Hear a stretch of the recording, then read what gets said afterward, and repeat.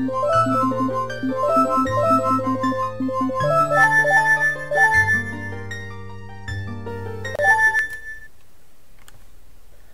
once heard that 97% of all people who would consider themselves Zelda fans have played The Legend of Zelda: Ocarina of Time. This game was released in the late 90s and is still held in high regard as one of the best games ever made. If you've ever played it, you might have appreciated the storyline, complex dungeons, well-composed music, or the freedom a player has to explore the game's environment. So why is this game still played? You might wonder, how could such a primitive 3D game still hold value in an ever-changing gaming world? My name is Mike Cooley, and this is my speedrun of The Legend of Zelda: Ocarina of Time, played on the N64 English version.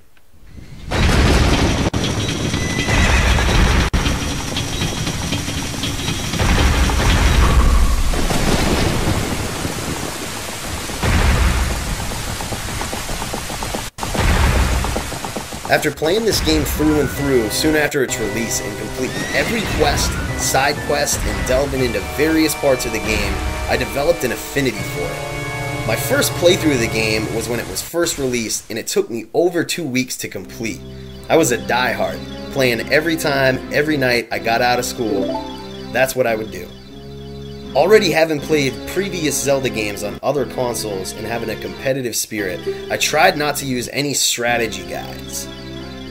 Strategy guides were small booklets that assisted players before the internet was a thing. Yeah, that's how old this game is. This was the first game of the Zelda series to be played on a 3D console, incorporating design elements known as polygons into the gameplay, which are still used today in modern games.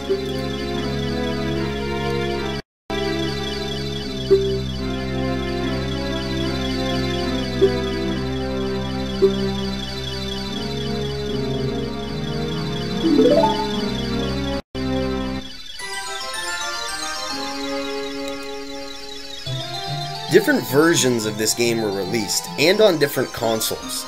A Japanese version was released first, then the English version, along with many remakes like version 1.1 and 1.2 to correct certain aspects or flaws of the previous version. To go further, it was later re-released on modern consoles like the Nintendo Wii, the GameCube, and even less known systems like the Chinese iQue. As far as processing speed is concerned, the Chinese iQue is actually the fastest version of this game due to less lag and, of course, Chinese text. Chinese text alone will save 1:40 on a similar speedrun due to the language's ability to express more ideas with less characters. And the less characters that a game has to scroll through, the more time you save. Regardless, I'm playing the 1.0 English version of the original N64 console. This is the first game of my childhood that I remember loving, and it still holds a special place in my heart today. And that's why I chose to complete this speedrun on the same console and same version that had originally given me so much joy playing it.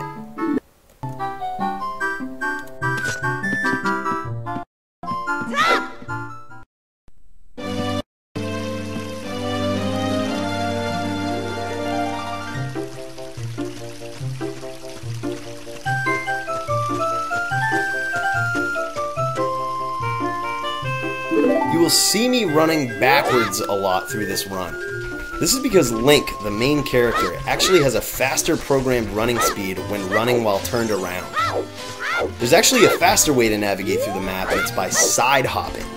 This, however, requires very precise, frame-perfect jumps, and if they aren't executed properly, it could have just been way faster for the player to run backwards. Right away in this run, I go for the Kokiri Sword. Now, there's a way to run this game without obtaining this, which is faster. But as I mentioned in my live recording of the speedrun, I grew a bit fond, or really lazy, after practicing so much on these strategies that I'm using. It took me about 9 months of diligent practice to get to the level that I'm at with this game. I was inspired by seeing Cosmo Wright, a legendary speedrunner, complete this game at a speedrunning event known as Awesome Games Done Quick. He conquered the game way faster than I thought possible by using some amazing glitches, which you'll see today.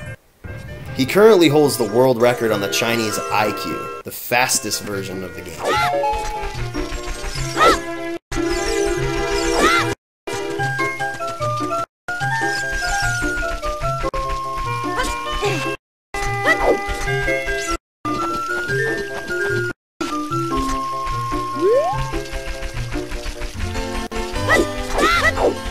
The first glitch you'll see me execute in this speedrun is called the Forest Escape. Now, Link is not supposed to be able to leave the Cooley Forest until he's obtained the Forest Emerald by beating the Deku Tree level. But, thanks to some swift polygon manipulation, I'm going to attempt to clip through a stone barrier in this forest and swim to a loading zone which will warp me to Zora's River.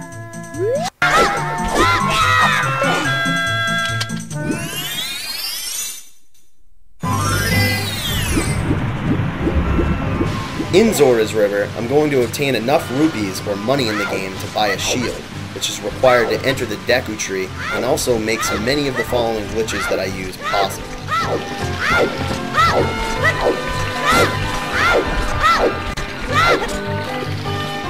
But the most important reason why I'm leaving the forest early is to obtain a bottle, which also makes possible the most important glitch in the speedrun.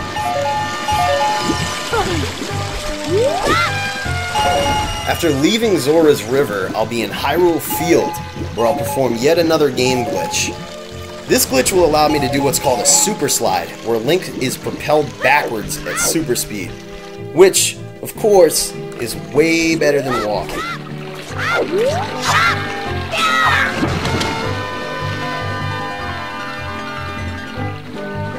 And there it is. The cool part about super sliding, as it pertains to this speedrun, is that it allows me to skip talking to the owl by Kakariko Village, because the game can't load the owl's text box while Link is considered busy. This will save you quite a chunk of time in and of itself.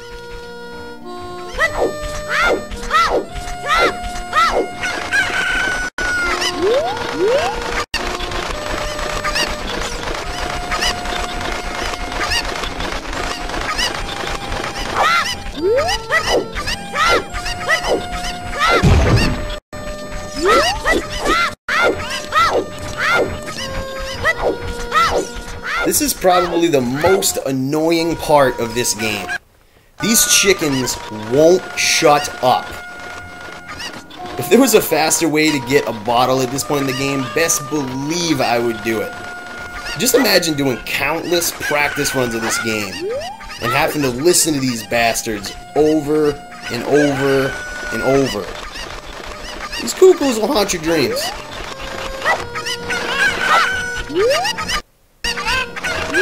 The trick to this part is moving efficiently around the village, and some good RNG.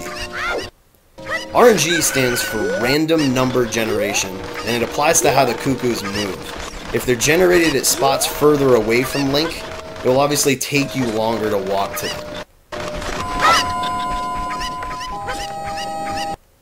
The RNG in my run and my efficiency of movement was okay, but could have been a little better.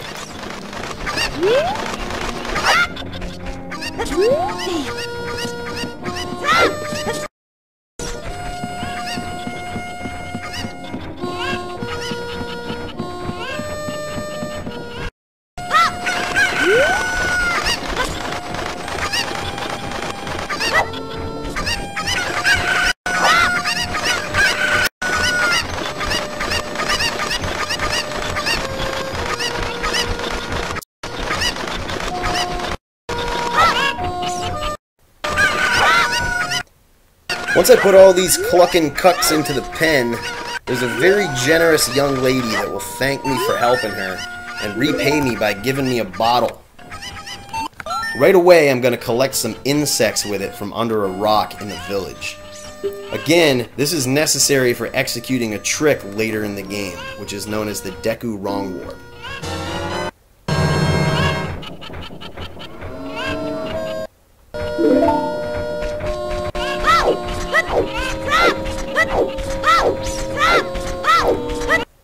Soon after collecting the bugs, you'll see me quickly save and reset the game. which will put me back in Link's house in the Kokiri Forest. Then, I'll almost be ready to take on the first dungeon of the game. And you find, folks, we'll finally get to see some fight scenes.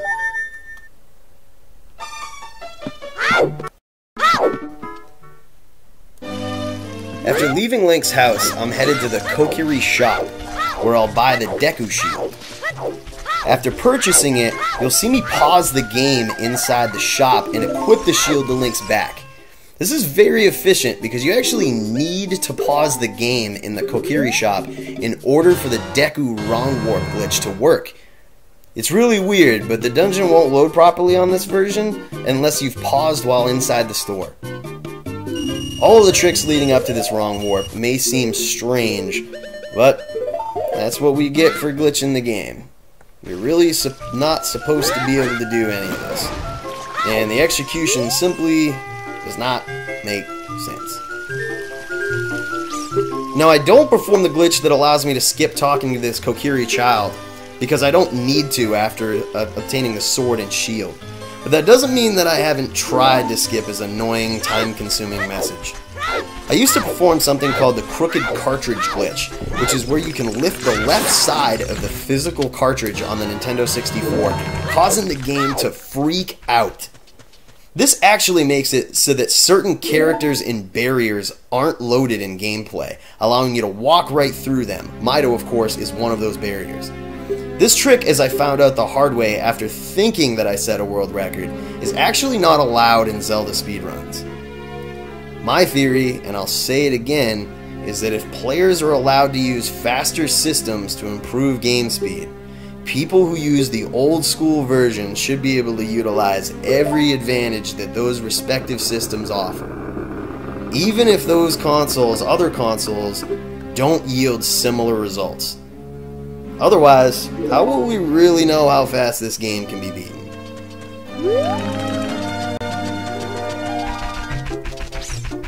I'm now entering the Deku Tree, the first dungeon in the game.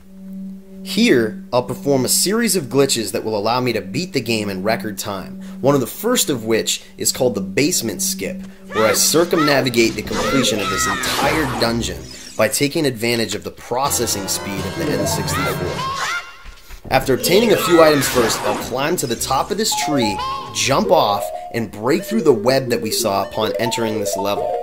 From there, on 2 very specific frames, I'll side hop, then jump slash with Link. If done correctly, it will propel me onto an upper ledge in the basement that I shouldn't be able to access until I've beaten most of the dungeon. If I'm quick enough, I'll be able to fall through the web before it even loads, bringing me to the boss level without playing through the dungeon. And after waxing a few scrubs, I'll be able to enter Goma's lair while I'll engage in my first boss fight.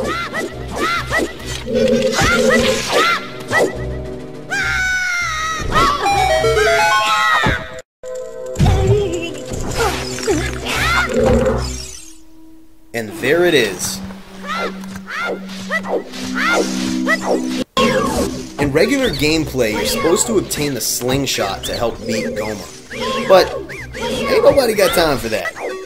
I'ma mess Goma up with a couple of nuts and a big stick. Hold your comments.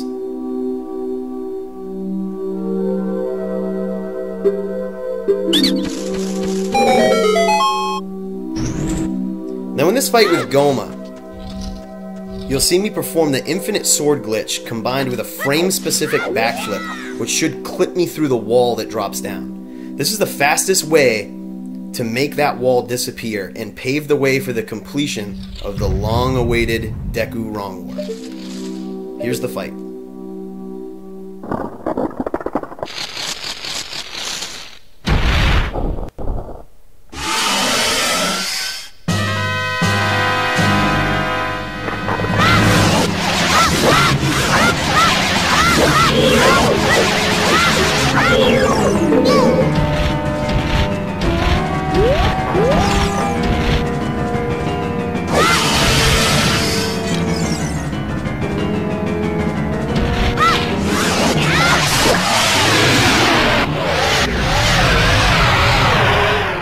Deku Wrong Warp glitch is single-handedly the reason I started speedrunning this game. In a moment, you'll see me execute a backflip into a blue portal, which is supposed to warp me out of the dungeon and award me for beating the Deku Tree. Instead, I'll attempt to maintain control of my character through a glitch called Ocarina items, where the game is tricked into thinking that Link is playing an ocarina.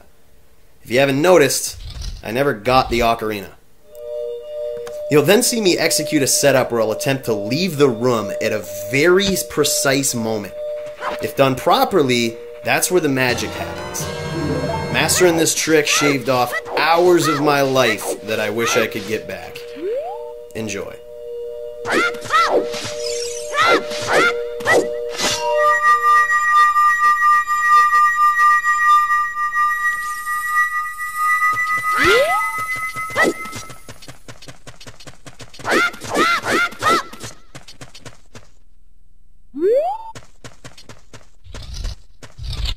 Thanks to the primitive programming of 3D games, here we are, Ganon's Castle, the final level in the game.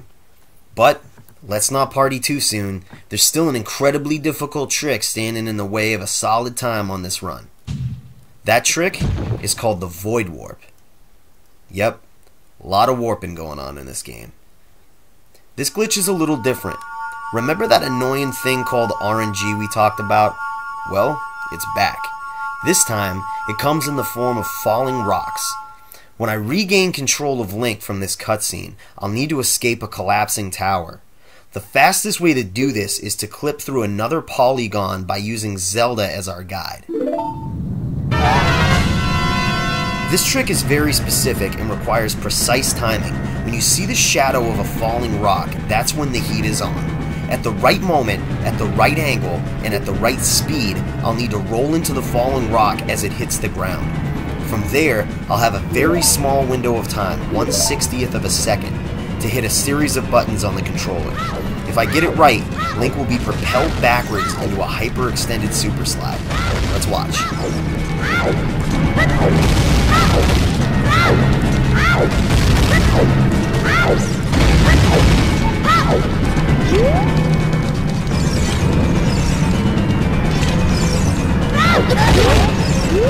Did you see it?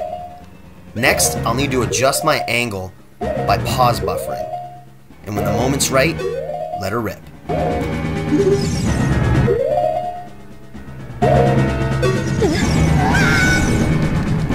Gotta love those polygons. On the exact frame that Link would have been voided out for falling too far off the ledge, I managed to hit the loading zone of a lower level in the tower. This confused the game into loading the wrong coordinates and put me in an out-of-bounds area in the level. From there, I can easily navigate to the bottom of the tower. Admittedly, there is a better way to do that, which requires even more precise timing and visual cues. Even with my setup of the trick, I accidentally pause buffered 2 additional times, costing me a few seconds.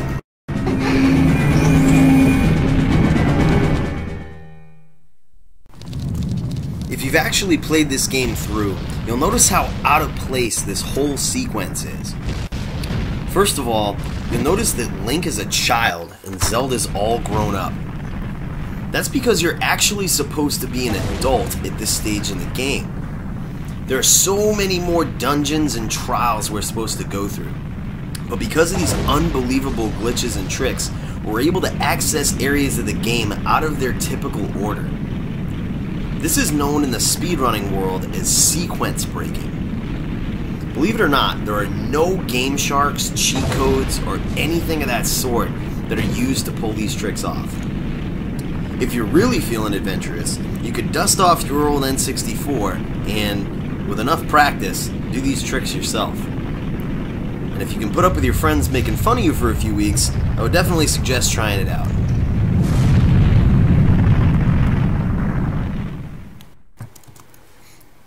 Now it's time for the final battle. At this point in the run, I knew things were serious.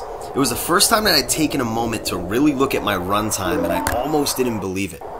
I knew it was close to world record speed, but could easily fall apart in this final fight. There's one more important glitch that enables Child Link to defeat Ganon in a timely manner. That glitch is called the Infinite Sword Glitch. You may remember it from the Goma fight, so I'll explain a little bit more about what it is. When Link does a crouch stab, it's possible to interrupt his attack by activating a text. This stops all animations in the game, and upon closing the text, returns it to its regularly scheduled programming. However, if a player interrupts Link's attack on a certain frame, his sword will be frozen in its attacking position upon closing the text, and will strike enemies on every possible frame, 60 times per second. This, as you may have guessed, is extremely useful, and must be flawlessly performed 2 separate times in the final battle. I apologize for my capture card being a bit choppy in this final sequence.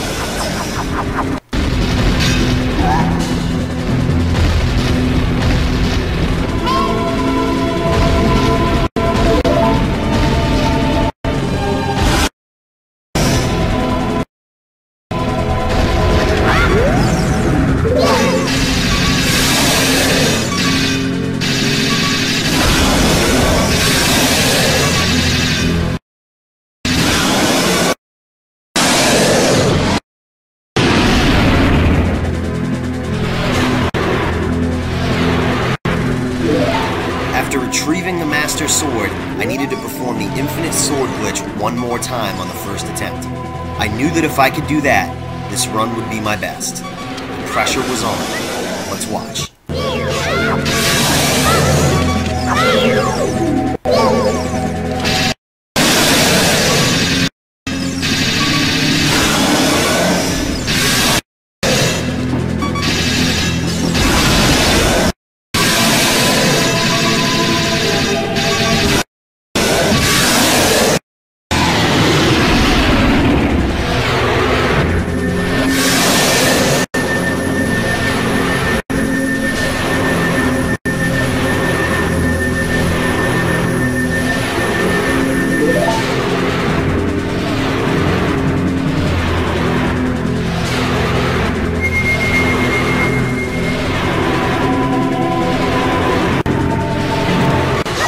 That's where the clock stops.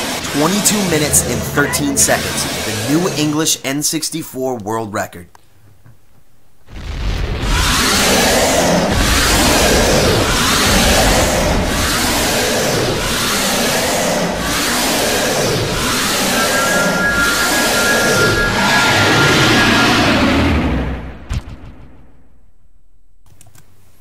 This record will almost certainly be beaten someday, but I'm really happy to hold it for now. This experience has actually meant a lot to me and goes deeper than it would appear on the surface. This has allowed me to look at something that I'd seen so many times before differently.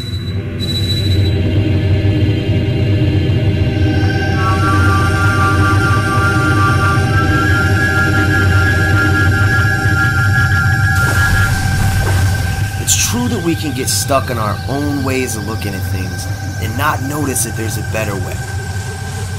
Sure, I know what you're thinking. It's just a game. Don't go getting all philosophical on me, Mike Cooley. But I started speedrunning this game at a pretty dark time in my life. Things just weren't working out the way I'd hoped. You could say that in my life at the time, the RNG wasn't quite perfect. I'm 28 now, but playing this game made me feel like a kid again. You know, I still remember one of my favorite quotes from this game.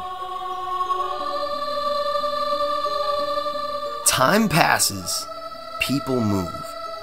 Like a river's flow, it never ends.